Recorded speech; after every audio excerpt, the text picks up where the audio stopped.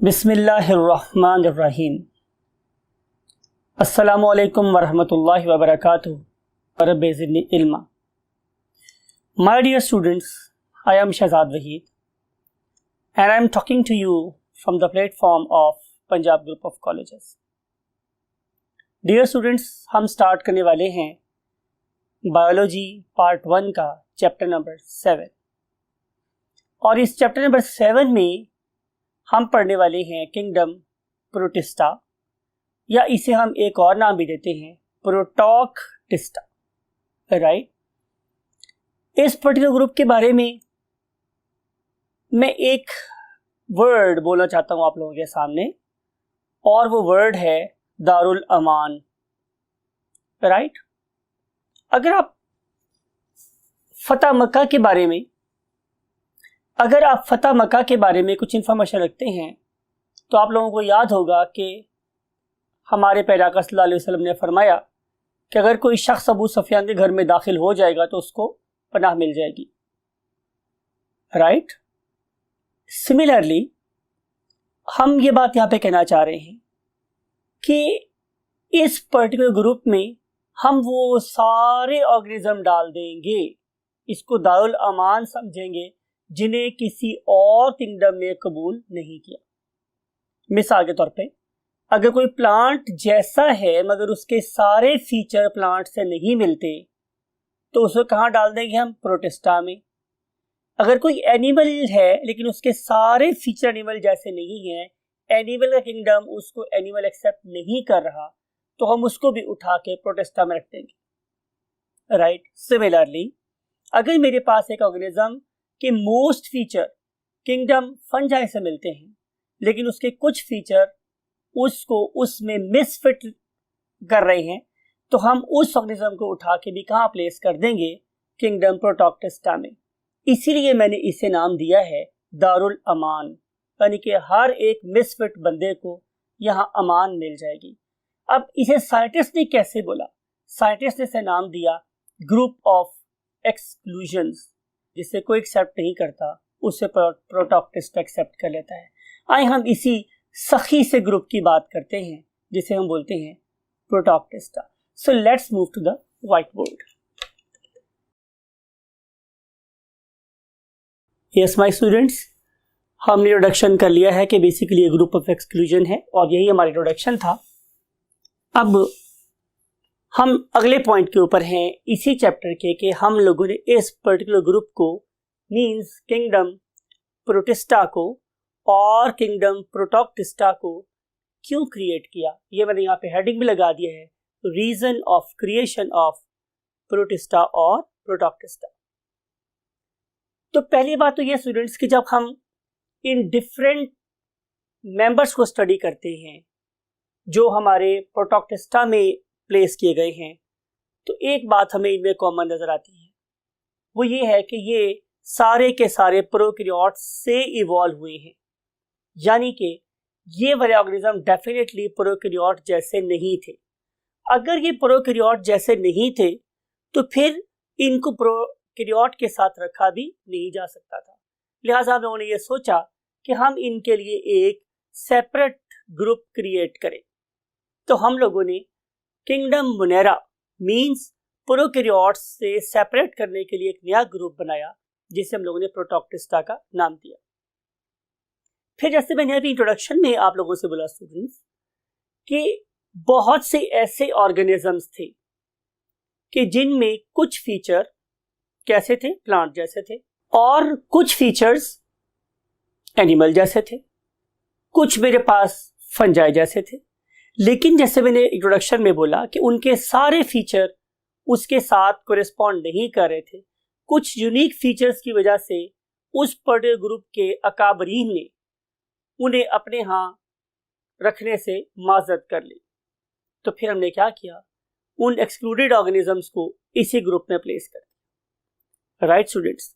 क्या आप लोगों को चैप्टर नंबर 6 में दी हुई कोई एग्जाम्पल याद आई? Any guess? Oh yes, you're right. Very excellent student. कि ये था यूग्लिना। यूग्लिना वाले केस में हमने यही बोला था कि जब ये ऑर्गेनिज्म दुनिया में तशरीफ लाता है तो इसका जो मोड ऑफ न्यूट्रिशन है it is basically what, photosynthetic. ये ऑटोट्रॉफ होता है, ये अपनी फूड खुद से मैन्युफैक्चर कर लेता है। लेकिन अगर मैं इन्हें हीट कर दूं तो ये अपना क्लोरोफिल लूज कर देते हैं और ये अपना मोड ऑफ न्यूट्रिशन चेंज करके होलोजोइक न्यूट्रिशन कर लेते हैं। अब आप इस एनिमल को क्या कहेंगे कि क्या ये प्लांट है या एनिमल? तो इसके इनिशियल फीचर प्लांट जैसे हैं और जो लेटर फीचर है वो एनिमल जैसा है। तो इट वॉज वेरी डिफिकल्ट कि मैं इसे प्लांट कहूँ या एनिमल कहूँ, तो मैंने इसको प्रोटोक्टिस्टा में प्लेस कर दिया। तो ये हमने एक बात कही है कि it was difficult for us to find its normal place. फिर उसके बाद अगर आप इन सारे के सारे प्रोटोक्टिस्टा के मेंबर्स को स्टडी करें तो आप लोगों को एक और बात नजर आएगी। वो बात ये है कि ये डिफरेंशियल इन ओरिजिन है, यानी कि डिफरेंट एनवायरनमेंट में डिफरेंट जगहों से इवॉल्व हुए और इनके अंदर जो बायोडाइवर्सिटी थी, मीन वैरायटी थी लाइफ की, वो भी हमारे पास बहुत ज्यादा थी। अब इतनी डाइवर्स किस्म की जो ओरिजिन वाले ऑर्गेनिजम्स थे उनको एक ही जगह पे प्लेस करना डिफिकल्ट था। लिहाजा हम लोगों ने इसके बारे में ये बोला कि चूंकि ये ऑर्गेनिज्म डिफरेंशियल इन ओरिजिन है, और प्लस एक बात जो आपने और याद रखनी है कि ये एक ऐसा इनक्रेडिबल असेंबलेज ऑफ ऑर्गेनिज्म थी कि जिससे हमारे पास फर्दर डिफरेंट टाइप के ऑर्गेनिज्म क्रिएट हुए। तो इसलिए हम इसे बोलते हैं कि it is basically a polyphyletic group है, यानी कि ये एक ऐसा ग्रुप ऑफ ऑर्गेनिज्म है जिससे मुख्तलिफ किस्म के ऑर्गेनिज्म इवॉल्व हो सकते हैं। तो हमने यहाँ पे दो कैरेक्टर स्टडी किए, यानी कि इनका अपना ओरिजिन बहुत डिफरेंट एनवायरनमेंट में हुआ है, प्लस इन लोगों ने डिफरेंट किस्म की फॉर्म ऑफ लाइफ को ओरिजिनेट किया। अगर ये सारा कुछ है तो आप लोग इस तरह पॉइंट को गौर से सुने, जो देखें जिसके ऊपर मैंने ब्लू एरो लगा दिया आप लोगों के लिए, कि क्या इतनी डाइवर्स फॉर्म ऑफ लाइफ के अंदर कोई एक ऐसा कैरेक्टर है जिस पे हम इन सब को इकट्ठा कर सकें, कोई यूनिफाइंग कैरेक्टर? राइट, तो आंसर था यस। इन सारे के सारे ऑर्गेनिज्म में सिर्फ एक ही कैरेक्टर यूनिफाइंग है और वो है स्टूडेंट्स के they are eukaryotic organisms. Right, unicellular तो ये हैं ही, लेकिन सबसे अहम बात यह है कि बाद में हमने इसमें कॉलोनियल ऑर्गेनिज्म भी ऐड किए, फिर हम लोगों ने इसमें मल्टीसेलुलर ऑर्गेनिज्म भी ऐड किए, लेकिन जो फीचर फिर भी हमने मद्देनजर रखा वो क्या था कि all of them are eukaryotic organisms. Right, फिर इंपॉर्टेंट बात यह है स्टूडेंट्स, अब हम इस वाले पॉइंट को देख रहे हैं जिसके साथ मैंने अब ब्लू एरो लगाया है, लेकिन उसके साथ मैंने ऑलरेडी एक ब्लैक स्टार ऐड किया हुआ था कि अगर ये सारे के सारे पॉलीफाइलेटिक इन ओरिजिन हैं और डिफरेंट एनवायरनमेंट से आए हुए हैं, तो फिर क्या ऐसा पॉसिबल है हमारे पास कि हम इनके अंदर कोई एक्सेप्शनल कैरेक्टर ढूंढ सकते हो? भाई, अगर मैं ये बात कर रहा हूं कि इनमें से कुछ ऑर्गेनिज्म किंगडम एनिमेलिया में से आए हैं, कुछ एनिमल किंगडम प्लांटे में से आए हैं और कुछ ऑर्गेनिज्म किंगडम फंजाई में से आए हैं, तो क्या इन्हें फिर भी कोई एक्सेप्शनल मकाम हासिल है? तो आंसर इज यस स्टूडेंट्स। वो ये है कि इनकी अगर डेवलपमेंटल स्टेजेस देखें तो अनलाइक अदर 3 फॉर्म्स ये कभी भी एम्ब्रियो नहीं बनाते, इनमें कभी भी ब्लास्टुला नहीं बनता। लेकिन अगर आप बाकी 3 फॉर्म्स ऑफ किंगडम्स को देखें तो इनमें प्रॉपर एक ब्लास्टुला बनता है। तो ये जो कैरेक्टर है ये इन्हें एक मुमताज हैसियत देता है एक्सेप्शनल होने की from other 3 forms of life. Right students, और आगे हम देखेंगे कि हमारे पास इन ऑर्गेनिजम्स के कौन कौन से 5 मेजर ग्रुप्स हैं। राइट स्टूडेंट्स, तो उनकी हम लिस्ट बना लेते हैं। 5 major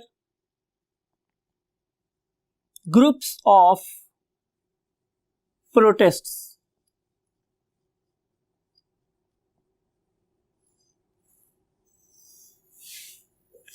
Number 1, unicellular eukaryotes.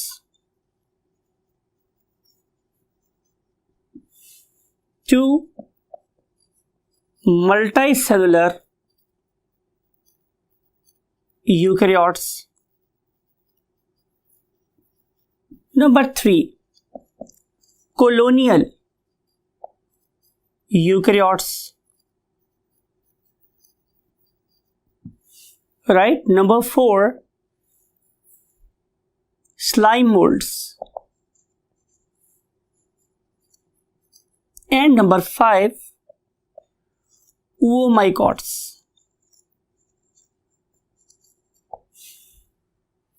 Right? अब फर्दर को देखा जाएगा कि इनमें से कौन सी अलगी है और कौन सी अलगी नहीं। अब हम चलेंगे स्टूडेंट्स नेक्स्ट पॉइंट की तरफ, और वो जो नेक्स्ट पॉइंट है वो ये है स्टूडेंट्स कि what is the historical perspective of the kingdom protista. इसके लिए भी मैंने आप लोगों के लिए एक वही बात है फ्लैश कार्ड ऑलरेडी बना के रखा हुआ है। जाहिर है इसमें मेरी फैसिलिटी भी है, नो डाउट एट ऑल। चलिए यहां दोबारा लिख लेते हैं, historical perspective.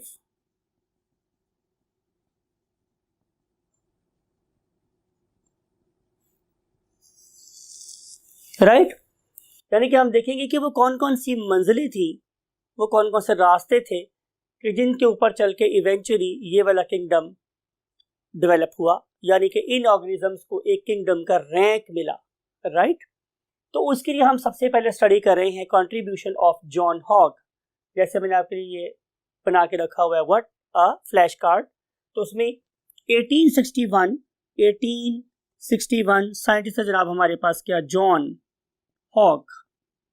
This particular scientist first of all coined the term, क्या टर्म यूज की स्टूडेंट उसने, प्रोटिस्टा। और इसने किस पर्टिकुलर ग्रुप ऑफ ऑर्गेनिज्म के लिए इसको यूज किया या किन के हुकूक की आवाज उठाई, वो थे स्टूडेंट्स माइक्रो ऑर्गेनिजम्स। यानी कि उसने माइक्रो ऑर्गेनिजम्स के लिए जो ग्रुप प्रपोज किया उसका नाम था प्रोटिस्टा। राइट? फिर उसके बाद 1866 में तकरीबन वही बात है 5 साल के बाद तकरीबन एक और साइंटिस्ट ने कंट्रीब्यूट किया, उसका नाम था अर्नस्ट हैकेल।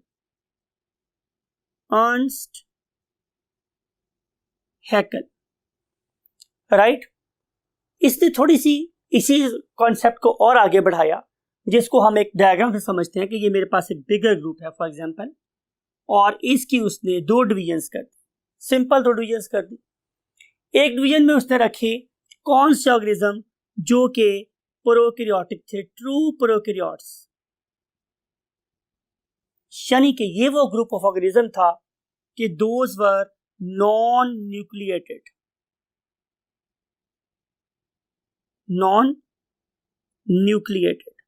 यानी कि अगर आप किसी को एग्जाम्पल देना चाहें तो वो क्या हो सकती है, जाहिर है जो मेरे पास टिपिकल बैक्टीरिया है वो इससे एग्जाम्पल हो सकती है, और इसके अलावा क्या हो सकती है students, yes you are right, cyanobacteria. Right? तो ये जो दोनों ग्रुप ऑफ बैक्टीरिया हैं इनके पास एक वेल डिफाइंड न्यूक्लियस नहीं होता, लिहाजा उसने एक ग्रुप इसका बनाया।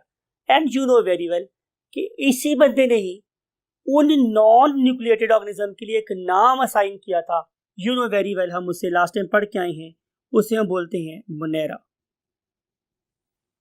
राइट? प्लस उसने इस बहुत बड़े बॉक्स के अंदर एक ग्रुप ऑफ ऑर्गेनिज्म और रखा, और इसकी बेस्ट एग्जांपल हमारे पास क्या है, यूग्लिना। राइट? और मैंने डिस्कस किया था आप लोगों के लिए कि यूग्लिना क्या है, मेरे पास एक यूकैरियोट है, यानी कि इसके पास एक वेल डिफाइंड न्यूक्लियस प्रेजेंट है, तो हम यहाँ पे वर्ड यूज करेंगे व्हाट, यूकैरियोट। लेकिन उसने कहा कि यहाँ पे आप सिर्फ वो वाले यूकैरियोट प्लेस करो जिन्हें कहीं और जगह नहीं मिलती, means excluded organisms. Excluded organisms का ग्रुप भी इसी में शामिल कर लिया गया। सो ये कंट्रीब्यूशन किसकी थी, अर्नस्ट हैकेल की। उसके बाद हम चलते हैं नेक्स्ट अचीवमेंट की तरफ। It was by Herbert Copeland, year था 1938। So let's write it down, 1938, और साइंटिस्ट का नाम है हर्बर्ट व्हाट, कोपलैंड। और इस हर्बर्ट कोपलैंड नामी साइंटिस्ट ने हमारे लिए क्या इंट्रोड्यूस करवाया स्टूडेंट्स, कि उसने सबसे पहले ये बोला कि जनाब आप ऐसा क्यों नहीं करते कि आप लोग प्रोकैरियोट्स के लिए एक सेपरेट किंगडम ही बना दो, एक सेपरेट किंगडम ही बना दो। यानी कि उसने इस पर्टिकुलर ग्रुप को, जिसे उसने यहां पे प्लेस किया हुआ था, राइट, उसने इस ग्रुप को उठाया और इसे एक सेपरेट किंगडम में प्लेस कर दिया, राइट स्टूडेंट्स। और इस तरीके से फर्स्ट टाइम प्रोकैरियोट्स को सेपरेट कर दिया गया, किससे, यूकैरियोट्स से, और इन्हें एक सेपरेट किंगडम मिल गया, राइट। तो सबसे पहले जिस बंदे ने किंगडम असाइन किया प्रोकैरियोट्स को, उसका नाम था हर्बर्ट कोपलैंड। और उसके बाद हम चलते हैं स्टूडेंट्स किसमें, 1969 में। ये ऑलमोस्ट हमारा दौर शुरू हो गया 1969। और इसमें जो साइंटिस्ट उसका नाम था स्टूडेंट्स व्हाट, रॉबर्ट वाइटैकर। इसके नाम से आप पहले बखूबी वाकिफ है स्टूडेंट्स, TAKER, डबल बी और यहाँ पे डबल टी आपने याद रखना है, रॉबर्ट वाइटैकर। 1969 में रॉबर्ट वाइटैकर नामी साइंटिस्ट ने एक और एडवांसमेंट की। उसने ये बोला कि आप लोग इसके अंदर सिर्फ और सिर्फ यूनिसेलुलर यूकैरियोट्स को शामिल करो, बस, सिंपल। यानी कि उसने यूनिसेलुलर यूकैरियोट्स के लिए जो ग्रुप मुंतखब किया, उस ग्रुप का नाम क्या था, प्रोटॉक्टिस्टा। लेकिन उसके बाद फिर 1988 में एक और साइंटिस्ट ने कदम रखा, you know very well, Lynn Margulis and Schwartz, SCHWARTZ, Margulis and Schwartz. आप लोगों को पता है कि इन्होंने इसके लिए एक सेपरेट किंगडम बनाया, ठीक है। और इस पर्टिकुलर किंगडम में उसने 5 टाइप्स के वो ऑर्गेनिज्म प्लेस कर दिए जिसे हम ऑलरेडी यहां पे पढ़ चुके हैं।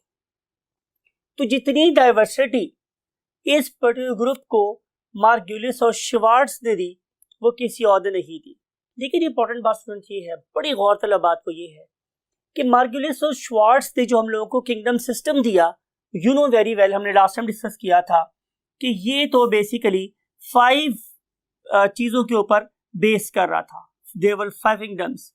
Number 1 was prokaryote, right, kingdom जिसे हम बोलते हैं व्हाट, मोनेरा। और ये जो मेरे पास ग्रुप है, it was basically group of exclusions means Protoctista. अब इस प्रोटॉक्टिस्टा से डेवलप हुए प्लांट्स, देन डेवलप हुए इससे क्या, फंजाई, और इससे डेवलप हुए क्या, एनिमल्स, राइट, नाम लिखे थे इनके लिए। यहां पे डेवलप हुआ किंगडम एनिमेलिया, तो इससे एनिमल्स डेवलप हुए, और यहां से डेवलप हुई हमारी व्हाट, फंजाई, और यहां से डेवलप हुए हमारे प्लांट्स। इसीलिए इसे क्या नाम दिया गया कि ये एक पॉलीफाइलेटिक ग्रुप ऑफ ऑर्गेनिजम्स। तो ये वो कॉन्ट्रीब्यूशंस थी जो हम लोगों को हिस्ट्री में नजर आती हैं बाय द डिफरेंट साइंटिस्ट्स। सो आज का जो किंगडम है, जिसे हम आज पहचानते हैं किंगडम मोनेरा, वो बेसिकली किसने मतलब यूज किया प्रॉपरली, मार्गुलिस एंड श्वार्ट्ज ने। और जितनी डाइवर्सिटी इनको इन दो साइंटिस्ट ने दी, किसी और ने नहीं दी। इसके बाद स्टूडेंट्स हमें ये देखना है, कि अगर हम इन ऑर्गेनिजम्स को क्लासिफाई करना चाहें, तो क्लासिफाई करने के लिए हमारे पास कोई ऐसा स्टैंडर्ड है? तो आंसर ये था कि हम लोगों ने डिफरेंट पैरामीटर्स बनाए, जैसे कि साइज एंड शेप। हमने साइज एंड शेप को यूज किया। ज़ाहिर शेप से बाद हमारी स्ट्रक्चर हो सकती है। फिर हम लोगों ने इन ऑर्गेनिजम्स की कोशिश की कि हम लोग इनको लोकोमोशन की बेस के ऊपर क्या कर दें, ग्रुप अप कर दें। फिर हमने ये देखा, हमने सोचा कि शायद हम इन्हें मोड ऑफ न्यूट्रिशन की बेस पे या वेज ऑफ न्यूट्रिशन की बेस पे क्लासिफाई करने में किस तक कामयाब हो जाए, या हम लोग इनके हैबिटेट्स और डिफरेंट किस्म के इंटरेक्शंस के ऊपर, it is D students, that is E, then interaction के ऊपर शायद हम इन्हें आपस में रिलेट कर सकते हो, इंटरेक्शन विद अदर ऑर्गेनिजम्स की बात हो रही है, उस बेस पे हम इनको आपस में ग्रुप अप कर सकते हो, या फिर हम लोग स्टडी कर सकते हो इनकी mod ways of what reproduction की बात कर रहे हैं, तो इन डिफरेंट किस्म के पैरामीटर्स को स्टडी करने के बावजूद हम इनके अंदर कोई भी यूनिफाइंग कैरेक्टर नहीं फाइंड कर सके, except only one character, and you know very well that very character was कि all of them are basically eukaryotes. So only unifying character is eukaryotes. और बाहर हमने इन सारे पैरामीटर्स को यूज करके जो थोड़ी बहुत क्लासिफिकेशन करने की कोशिश की, वो आप लोगों के सामने अब हम लिखते हैं। So what are the various classes or types of what? Types of protists.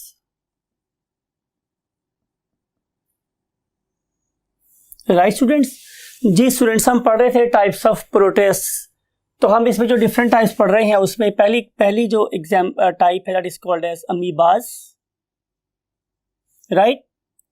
और आप लोगों के पास डिफरेंट कॉलम्स बुक पे बने हुए हैं, आप टेबल 7.1 आपने गौर से याद करना है।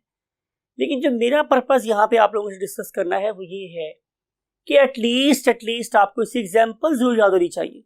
बाकी तो कॉलम पे इंपॉर्टेंट है, आपको पता होना चाहिए कि अमीबा यूनिसेलुलर है, राइट। आपको पता होना चाहिए कि ये फ्रेश वाटर में होता है, ये मड में भी हो सकता है, ये मरीन भी हो सकता है। लेकिन जो ज़्यादा इंपॉर्टेंट बात है वो क्या है कि you should know the examples. तो अमीबा की स्टूडेंट्स हमारे पास दो इंपॉर्टेंट एग्जाम्पल्स हैं, जिनमें से एक का नाम है वही बात है सिंपल अमीबा, और दूसरी एग्जाम्पल है उसका नाम है स्टूडेंट्स एंट अमीबा हिस्टोलाइटिका, राइट। तो ये दो एग्जांपल्स आपको जरूर याद रखनी है। अब ये जो अमीबा है ये तो फ्रेश वाटर में पाया जाता है, लेकिन अगर आप लोग एंट अमीबा हिस्टोलाइटिका की बात करें तो ये एक पैरासाइट है, और ये वाला पैरासाइट आप लोगों को डायसेंट्री कॉज करता है। अभी देखेंगे अभी नेक्स्ट लेक्चर में कि इनफैक्ट एंट अमीबा हिस्टोलाइटिका कैसे डायसेंट्री कॉज कर सकता है, राइट। अब हम चल रहे हैं इसकी दूसरी टाइप पे। दूसरी टाइप है स्टूडेंट हमारे पास व्हाट? ज़ूफ्लैजिलेट्स।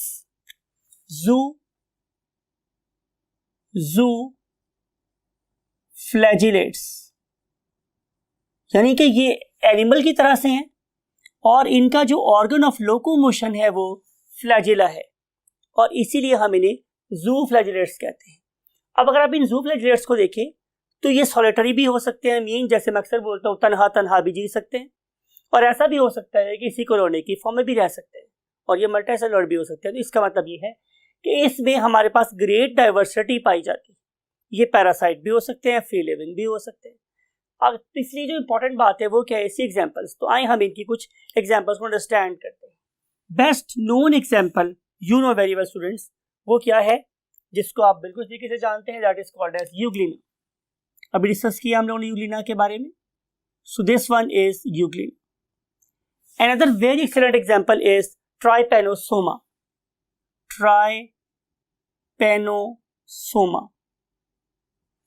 राइट।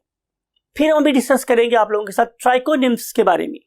तो यहां पे एक और एग्जाम्पल इसकी है ट्राइकोनिम्फ्स,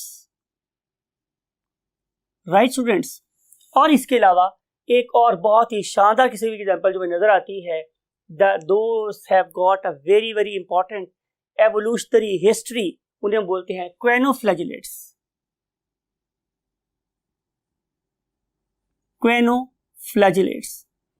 ये एक बहुत बड़ा ग्रुप है, हम इसे ऑर्गेनिज्म नहीं कहना चाहिए। तो ये हैं कुछ बड़ी ही यूनिक किस्म की एग्जांपल जो आप लोगों को एटलीस्ट याद होनी चाहिए। फिर स्टूडेंट्स हम इसके बाद जिस पॉइंट पे मूव कर रहे हैं वो है हमारे पास next group, and that is called as actinopods. That is called as actinopods. और जो एक्टिनोपॉड्स हैं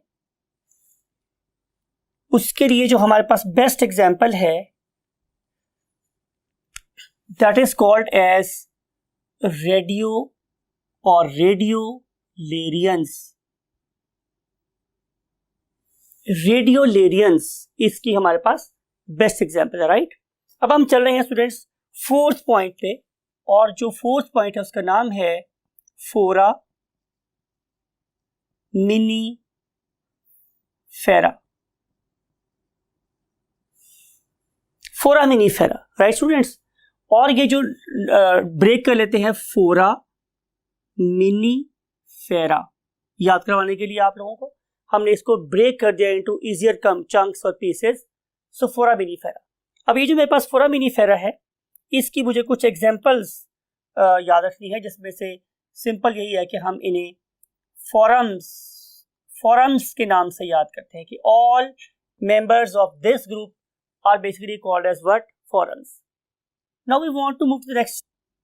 Epicomplexans. अब इसमें आपने ब्रेक कर देना है इसको एपीकॉम्प्लेक्सन्स।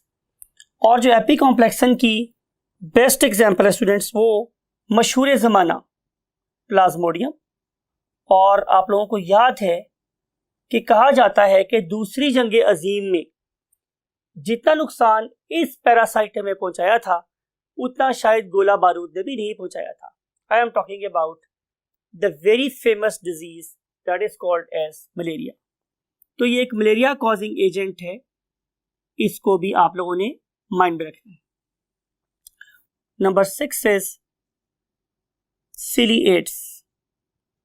अब नाम इंडिकेट कर रहा है कि इनकी बॉडी के ऊपर बहुत से फाइन हेयर लाइक स्ट्रक्चर है जिन्हें हम लोग सीलिया कहते हैं।